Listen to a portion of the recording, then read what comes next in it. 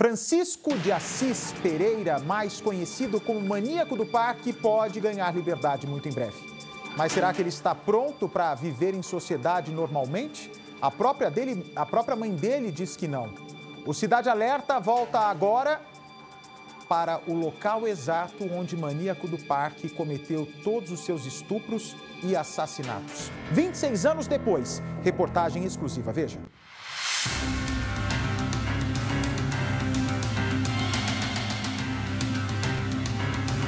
O assassino em série que usava lábia para atrair mulheres para a morte pode deixar a cadeia. Ele tem o transtorno antissocial, ou seja, ele é psicopata, ele tem a perversidade, ele tem uma série de transtornos mentais que fizeram dele esse monstro capaz de assassinar 9 mulheres. Mas quem ficou cara a cara com Francisco Assis Pereira, conhecido como Maníaco do Parque, acredita que se ele deixar a prisão, matará novamente. E ele próprio diz que se voltar para a rua, vai voltar a matar. Sim, a literatura mostra isso. A literatura científica, forense, mostra que indivíduos dessa espécie, quando chegam nesse grau de tentar até comer carne humana, dificilmente voltam a um estágio normal de qualquer ser. A vontade era outra, não era de transar. Era uma vontade de comer, de engolir. Nem a própria mãe do Francisco acredita que o filho esteja pronto para a liberdade. O Francisco de Assis sempre teve no rol a mãe e o pai. O pai morreu um pouco depois dele ter sido condenado e a mãe não o visita há 10 anos.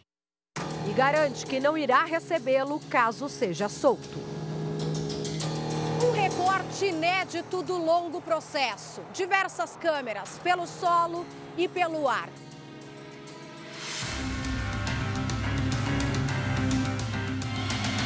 Cenas dramatizadas em cima dos fatos narrados pelo próprio criminoso. O homem que ajudou a prender Francisco. Imagens inéditas da análise das provas que o levariam até a cadeia de crimes sexuais, onde está encarcerado há 26 anos. Nós fomos até a penitenciária. Ele não aceitou falar com a gente, mas o que contaria é o que você vê agora com exclusividade. E como será que ele está? O perito criminal que trabalhou no caso ficou frente a frente com o Maníaco do Parque e foi levado por ele até o corpo de Isadora, a poucos metros de outros tantos corpos de outras mulheres desaparecidas que já haviam sido encontrados. O Cidade Alerta te leva de volta ao parque. Raquel, Selma, Elisângela, Patrícia, Rosa, Isadora. E mais 4 mulheres ainda não identificadas. No total, são 10 vítimas fatais. Apesar do próprio matador alegar terem sido 11. Ou uma delas não foi encontrada, ou ele se perdeu nas contas dos próprios ataques.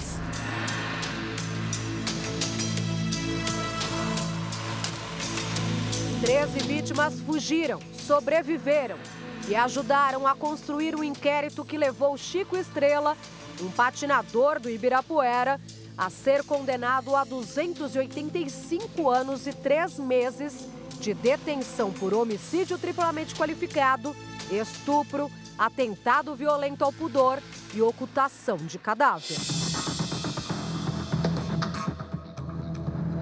Em menos de 4 anos, ele pode ser solto. E é importante que a sociedade não esqueça do que aconteceu há quase 30 anos. A captura de Francisco envolveu uma equipe numerosa de delegados, investigadores e cientistas. Hoje a gente vai te levar de volta ao parque, reduto de atuação do maníaco do parque. E quem nos acompanha é o doutor Hermindo, especialista em feminicídio, perito criminal que analisou de perto e reuniu provas incontestáveis para a identificação do abusador e assassino e que esteve ao lado dele no local em que ele cometeu os crimes. Como é para o senhor reviver essa história terrível? É um caso triste, inesquecível e faz a gente relembrar toda a situação. Dá para se sentir de volta nessa história? Totalmente de volta à história.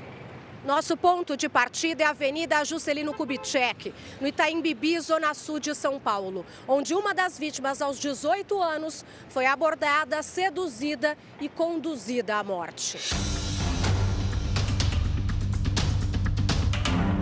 E por que escolhemos Isadora Frenkel? Você acha que já conhece essa história? De meninas movidas por uma vaidade que aceitam ser fotografadas. Mas Isadora não. Ela não queria ser modelo. Fotos não a convenceriam. Filha de físico da USP, estudava inglês para ser comissária de bordo. E foi nesse sonho que ele a convenceu a segui-lo.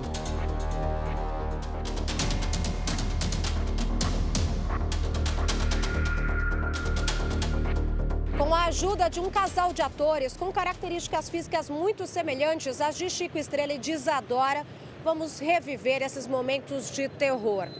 Doutor, essas pessoas, esses atores, se parecem com as personagens reais dessa história? Sim, a figura feminina é bem parecida com o que ele gostava, ele tinha um perfil específico que ele ia atrás. Então essa vítima, inclusive as vestes, está bem parecida com a do fato. Ele tinha, né, uma forma de olhar as mulheres. Ele gostava de mulheres de um biotipo específico, mulheres de cabelos cacheados, mais baixas. Ele gostava de mulheres exatamente do tipo da Isadora que está representando aqui, sendo representada. Ele gostava de mulheres jovens, atraentes, que tinham um corpo específico, ele gostava muito que tivesse vestido de forma sedutora, é como se encontra a nossa artista nesse momento. Pela primeira vez na televisão, vamos refazer os passos exatos de uma das ações do maníaco do parque, desde a abordagem à vítima até o assassinato. Para termos exatidão, nos baseamos nos próprios interrogatórios do criminoso.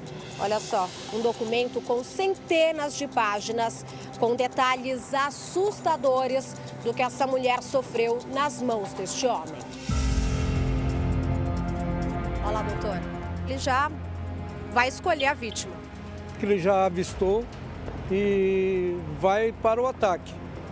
E, inclusive, a vítima é bem parecida com as características que ele sempre procura. Foi a hora que eu avistei a Isadora do outro lado. Ela estava com uma saia, chinelo, óculos de sol, uma blusa cinza, parece, uma saia bem curta. Eu fiquei olhando para ela, olhava para frente ao mesmo tempo. Na hora já aconteceu de novo aquilo, já aflorou em mim. Eu fiquei seduzido praticamente por ela. Aí ele passa por ela, escolhe a vítima dele e vai guardar a moto, né? Nesse momento ele dá a volta no quarteirão para guardar a moto e poder segui-la. Sim, a sensação que ele tem é que deu a volta, possivelmente vai encostar e vai abordá-la.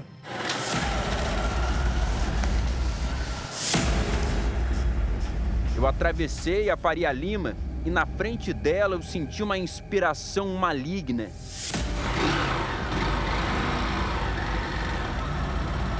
Olha, veja agora que ele está estacionando a moto e certamente ele vai atrás da vítima tentar abordá-la. Ele tem um raciocínio muito rápido e ele logo começa a entender o que a vítima pretende em termos de carreira, em termos de vida, né? E a elogia bastante. Ele passa falar sobre o corpo da vítima, sobre as possibilidades que ela tem em decorrência do seu corpo. E nesse instante a vítima para, dá atenção ao mesmo, né? No momento em que eles param no ponto de ônibus, eles começam uma conversa, ela está receosa, um desconhecido a abordando, e eles falam sobre a pretensão dela em relação à profissão, né, doutor? Ela comenta que gostaria de ser comissária de voo e ele já aproveita e fala que existe um grupo no parque do estado, grupo esse que está acostumado a trabalhar com sobrevivência na selva, ela se interessa e faz o acompanhamento até o local dos fatos. Seria um acampamento para que ela treinasse a profissão que ela gostaria de exercer, ou seja, ele pegou ali no pontinho fraco do sonho. Sim. Colocava para elas um mundo de fantasias. Dá uma aflição ver essa cena acontecer, apesar de saber que é fictícia, mas imaginar o que de fato, depois de ler todo o processo, aconteceu com a Isadora depois desse momento aqui. Doutor, nesse momento, ele a convence a ir até uma padaria. Sim, eles vão tomar um suco e no depoimento ele diz que não se lembra quem pagou o suco, mas eles vão para uma padaria para continuar a conversação. Ele percebeu que ainda não fisgou a isca e precisa de mais tempo para que isso aconteça. Sim, ele precisava de mais tempo, porém não muito tempo. Ele tinha uma lábia que ele conseguia em pouco tempo convencer a vítima a tentar o seu sonho. Fora que ele precisava enrolar um pouquinho nesse caso por conta da luz do dia, né? O ataque acontecia à noite e por isso o trajeto dessa vez foi um pouquinho mais longo. Caiu na armadilha. Nesse instante ele consegue fazer com que ela acredite no que ele está contando e cai na armadilha, indo embora para o parque. Aceitando, inclusive, subir na garupa da moto dele para ir até o parque. Sim, ele tinha essa dificuldade de tentar esvaziar a parte traseira da moto para que a vítima sentasse mais à vontade. Ele oferece um capacete para ela. A gente percebe que já estão até mais soltos, mais íntimos depois de tanta conversa. Pode ver que ele já vem com o capacete e dá para ela, no sentido de que ele já estava procurando uma vítima. Ele dá o capacete e os dois seguem rumo ao Parque do Estado. Não vem, porque se você aceitar, já era. Estas são imagens inéditas da análise da arcada dentária de Francisco. O molde foi tirado e comparado à mordida encontrada no corpo de Selma, de 18 anos, que trabalhava como balconista de uma farmácia, a última mulher morta pelo maníaco. Isadora teria sido a primeira. Cronologicamente, a polícia começa a investigação meio que de trás para frente, então. Sim. A última dele, que foi a primeira da polícia, começa com a Selma. A Selma estava numa situação bastante peculiar. Ela encontrava-se de quatro, somente com os sapatos de salto alto, dando a impressão que tratava-se de um crime sexual. Próximo a ela havia um cadáver já em adiantado estado de putrefação, dando a ideia de que ali anteriormente já tinha acontecido o crime. Então, dentro dessa sequência, através de estudos da mordida na parte posterior do braço esquerdo da Selma, nós fomos chegando a ligar o fato do Francisco ter um diastema, que é algo bastante peculiar do indivíduo, e a assinatura do cheque. Os dois juntos faz com que a polícia tenha uma orientação no sentido de chegar até o autor daqueles crimes. E quando nós fomos ver, ali somando dava 9 vítimas. Só a última, que seria a primeira dele, que nós fomos ver só no final que ele foi pego e ele leva nós até o Parque do Estado e mostra aonde foi encontrado a vítima. Que é a Isadora, que nesse momento está a caminho desse cemitério já. primeiro corpo para ele foi a Isadora Franklin. Tá? Para a polícia, o último. Para a polícia foi o último, que ele leva a gente até o Parque do Estado e aponta onde que estava, na verdade, a ossada parcialmente carbonizada da Isadora. Doutor, é impossível, né, a gente acompanhar assim os passos do maníaco do parque nessa vontade de assassinar a Isadora e não imaginar o que ela sentiu depois, acreditando em tudo que ele falava e de repente a revelação acontecer ali na frente dela, ela não conseguir mais fugir, né? Dá desespero de imaginar. Sim, a gente pode se colocar, que é o que a gente geralmente faz, se colocar no lugar da vítima ou imaginar algum parente nosso no lugar da vítima. Vem um desespero muito grande e vem a capacidade de um ser humano em tentar aniquilar outro ser humano. A entrada escolhida pelo maníaco para levar Isadora para o meio do matagal foi diferente da trilha que ele escolheria das próximas vezes. Eu olhava aquela mata. A mata me trazia tudo o que ocorreu dentro daquela mata. Fora de lá, não aconteceu nada. A 100 metros da passarela, a 150 metros para dentro do parque, estamos no local exato onde o crime aconteceu, de acordo com os documentos. Como é para o senhor estar aqui 26 anos depois? Olha, é muito triste, mas a cena vem todinha na cabeça e fica fácil até para a gente recordar todos os fatos daquele local. Aqui esse gradil não existia, né? Mas a gente sabe que foi aqui que tudo começou. A jornada até o fim da vida da Isadora. Sim, o gradil foi em decorrência do fato desse maníaco ter cometido vários crimes nesse interior. Então eles fizeram todo esse gradil e fizeram o isolamento da população para o interior do parque. Doutor, eles estão chegando agora. Chico Estrela pilotando a moto na garupa.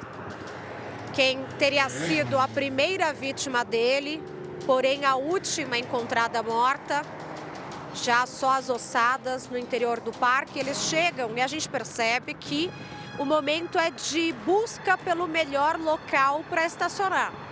Por ele conhecer muito bem a mata, ele já procura o local adequado para ele esconder a moto atrás de uma árvore. E ele adentra cerca de 150 metros para o interior. Ele estaciona a moto, a luz já começa a baixar a essa hora, essa altura do dia.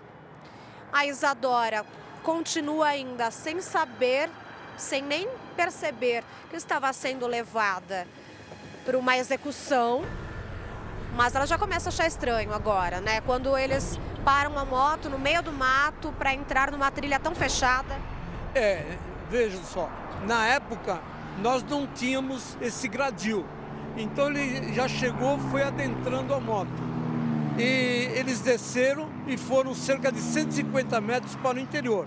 Até então, ela está achando que realmente trata-se de um salvamento em mata, né? Mas está agora muito perto dele se revelar.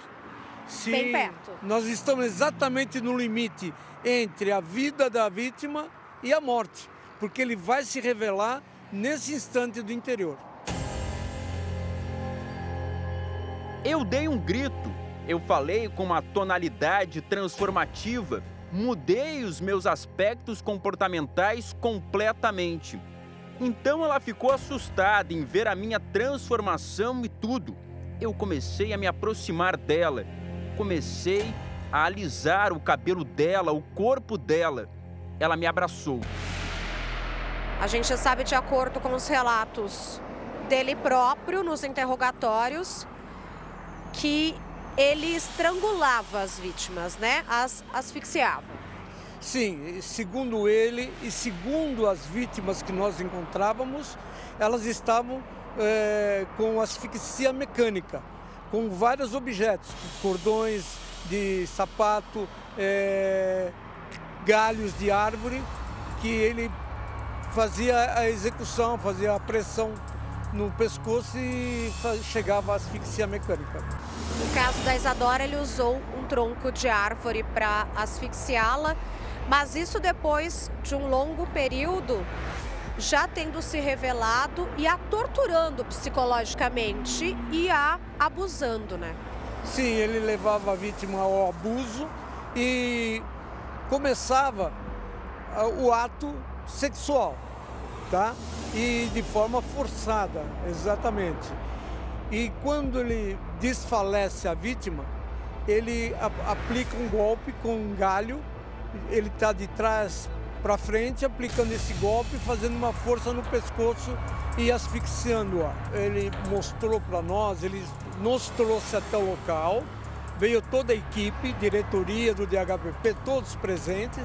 Nós adentramos o parque, na frente ia eu e o Dr. Desgualdo, na época diretor, e juntamente com o Dr. Serginho, que era o delegado. Nós adentramos na frente e ele foi contando para nós como que ele fazia. E aí ele para, algemado, pede um cigarro para um dos policiais, o mesmo dá um cigarro para ele, e ele comenta o seguinte fato com a gente. Agarrei a Isadora e disse, não reaja, você está lidando com um ser que pode custar sua vida.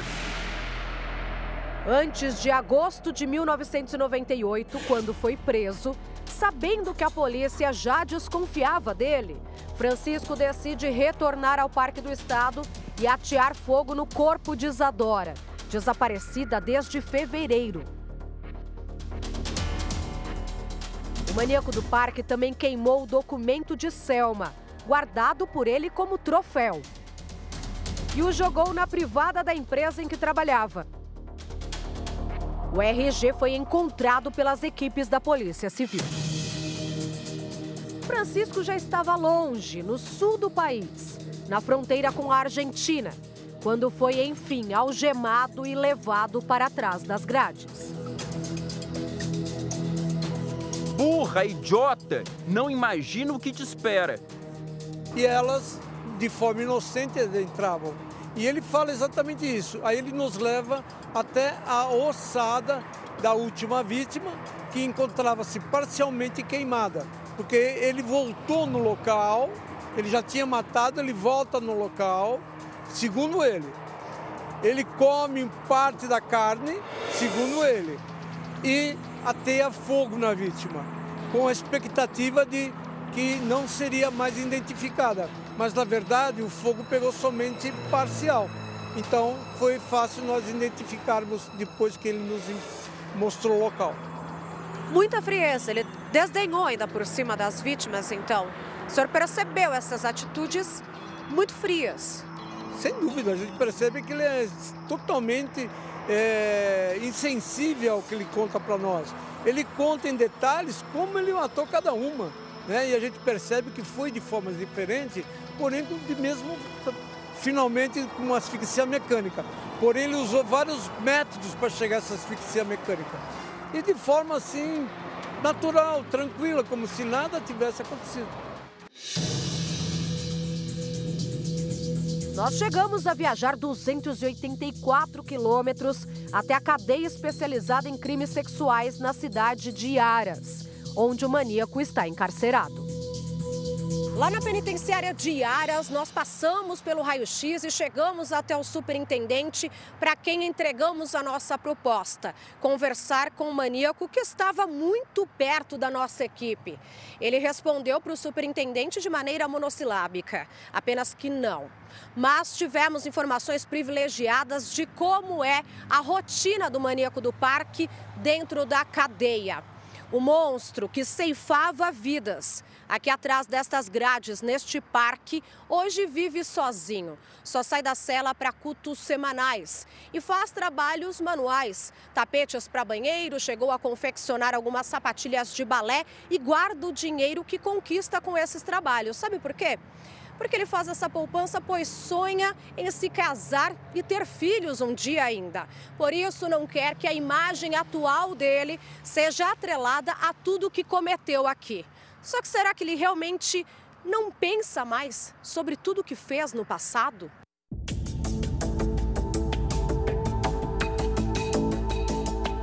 Este é o último registro do criminoso, que engordou bastante. Medindo 1,70, está pesando 100 quilos. Não desistimos de ter contato com ele. Enviamos um pedido para a Secretaria da Administração Penitenciária. A resposta, pela segunda vez negativa, chegou. Mesmo preso e condenado por seus crimes, o maníaco do parque despertou o interesse de algumas mulheres. Ele teve só 2 namoradas dentro da penitenciária. Pelo menos é o que se tem registro no rol de visitas dele, que a Secretaria de Administração Penitenciária me mandou. Aparecem o nome da Jussara Gomes e da Maria Rita. Ambas tinham encontros só no parlatório. A Jussara disse que não se importava com os crimes que ele tinha cometido, porque ela só queria saber do presente e do futuro. Mas depois que a psicóloga elaborou esses laudos, o juiz de execução decidiu que eles não iriam se encontrar. Então a Jussara disse para o Francisco: olha, se a gente não vai ter encontros íntimos, eu não tenho interesse em manter o nosso relacionamento. Bem, está mais do que comprovado que esse sujeito não tem a menor capacidade de voltar à sociedade.